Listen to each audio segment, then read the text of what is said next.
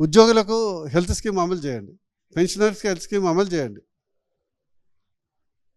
దాని కొరకు నేను ప్రజల తరపున మాట్లాడుతుంది. చాలామంది బీసీ నేతల నుంచి వస్తున్నటువంటి డిమాండ్ ఏంటంటే లోకల్ బాడీ ఎలక్షన్స్లో ఏదైతే కులగణన చేసి ఆ తర్వాత ఖచ్చితంగా రిజర్వేషన్ను పెంచి ఇప్పుడు 17-18% ఉన్నటువంటి దాన్ని 23% ఉన్నటువంటి దాన్ని 42% పెంచిన తర్వాతనే లోకల్ బాడీ ఎలక్షన్స్ నిర్వహించాలి అనేటువంటి డిమాండ్ అయితే వస్తూ ఉంది.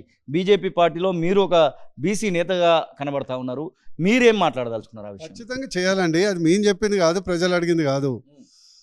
మీ యొక్క రాహుల్ గాంధీ, మీ యొక్క ముఖ్యమంత్రి, మీరు పెద్ద పెద్ద బీసీ కామారెడ్డి బీసీ డిక్లరేషన్ అని ఓ మీటింగ్ పెట్టి ఒక పెద్ద నాయకుడిని పిలిపించి ఈరోజు బీసీల ఓట్లను దండుకొని 42% రిజర్వేషన్ కల్పిస్తామని హామీ ఇచ్చి, కులగణన చేస్తామని మీరు హామీ ఇచ్చి ఈరోజు దాట వేచే ప్రయత్నం చేస్తే ఎవరు గుడ్డిగా లేరు. ఇది సోషల్ మీడియా యుగం. ఎవరు మిమ్మల్ని నమ్మక ద్రోహం చేస్తే క్షమించరు, ప్రజలు క్షమించరు. దీని యొక్క పర్యవసనం చాలా తీవ్రంగా ఉంటుంది. దీనికి మంత్రులు, ఎమ్మెల్యేలు, ప్రభుత్వం అందరూ బాధ్యత వహించి ఆడిన మాట. దీనికి పైసలు ఏం కావు, దీనికేం బడ్జెట్ అక్కర్లేదు కదా. నీ బడ్జెట్ నువ్వు అధికారికంగా కమిషన్ ఏర్పాటు చేయి. కర్ణాటకలో చేయలే, చెయ్యి. కేంద్ర ప్రభుత్వం క్లియర్గా చెప్పింది, మీ రాష్ట్రంలో చేసుకుంటే మీరు చేసుకుంటారు భయ్, మాకేం అబ్జెక్షన్ లేదని.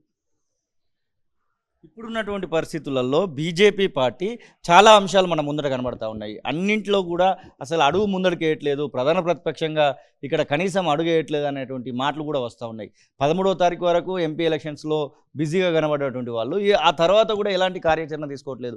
కళ్ళల దగ్గర తడిసిపోయినటువంటి వడ్ల దగ్గర ఇబ్బంది పడుతున్నటువంటి రైతులు మనకు కనబడతా ఉన్నారు. ముఖ్యంగా చాలా రకాలైనటువంటి ఇబ్బందులు మనకు వెక్కిరిస్తున్నటువంటి ఈ సందర్భంలో ఏదో ఒక కార్యాచరణ తీసుకుంటే బాగుంటుంది అనేటువంటి మాటలు కూడా మీ వైపు నుంచి ఉంటే బాగుంటుంది అనేటువంటి మాటలు ఖచ్చితంగా తీసుకుంటున్నారు. అందులో మా క్షేత్రస్థాయిలో పని నడుస్తుంది. ఇవాళ ప్రెస్ మీట్ పెట్టిన ఒకటేనే కాదు కదా, ఆ సందర్భంగానే ఒకటేసారి కదా, ఒకసారి హెచ్చరిస్తాము, ఒకసారి విజ్ఞప్తి చేస్తాము, ఒకసారి ప్రజలతో అడుగుతాము. డైరెక్ట్గా ఒకరోజు దీక్ష తీసేసి బంద్ కూర్చోవటం కాదు కదా, సుదీర్ఘంగా ఉంటుంది. రైతు దీక్ష చేస్తాము, విద్యార్థి దీక్ష చేస్తాము, వైద్య దీక్ష చేస్తాము, నిరుద్యోగ దీక్ష చేస్తాము. ఈరోజు మా విద్యార్థులు మన అరెస్ట్ కాలేదు అక్కడ గన్ పార్క్ దగ్గర.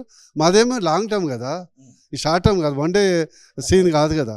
మాదేమో అంతా లాంగ్ టర్మ్ ఉంటుంది.